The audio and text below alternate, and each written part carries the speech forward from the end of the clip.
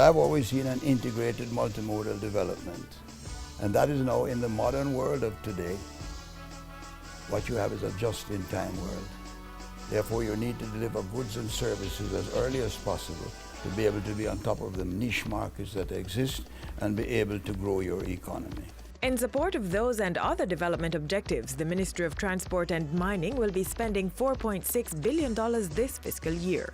The funds will cover the cost of improving the public transportation system, road safety, and a diversified mining sector. On the recurrent side, government will be spending $856 million to improve the public transportation system this fiscal year. The bulk of it goes towards subsidizing the operating expenses of the Jamaica Urban Transit Company. The government also plans to spend $1.3 billion to complete the acquisition of 35 Chinese buses for the JUTC to operate on hilly routes, acquire spare parts and special tools for the JUTC maintenance program, and implement the Portmore Transportation Hub initiative. With the assistance of its international partner, the Inter-American Development Bank, the ministry will also be developing a transport statistics database, research data bank, and geographic information system database. The Caribbean Maritime Institute is allocated $1.01 billion to help deliver professional maritime education and training. $769.5 million of the amount will be earned from fees it collects. Money is also allocated to cover the operating expenses of the Maritime Authority of Jamaica and the Toll Road Authority. $350.6 million is set aside for the Road Traffic and Safety Program.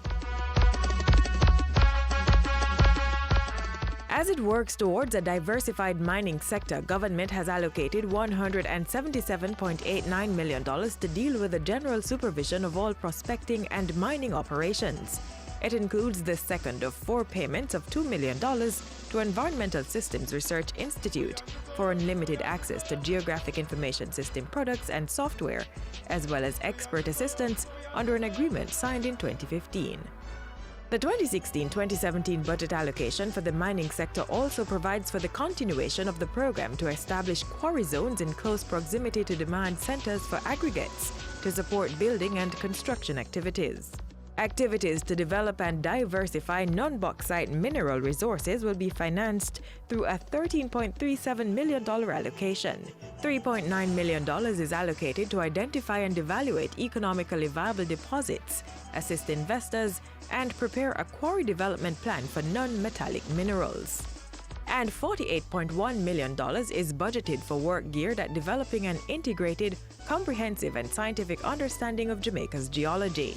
These are some of the ways the Ministry of Transport and Mining will be investing its resources in the 2016-2017 fiscal year to support the country's growth and development agenda.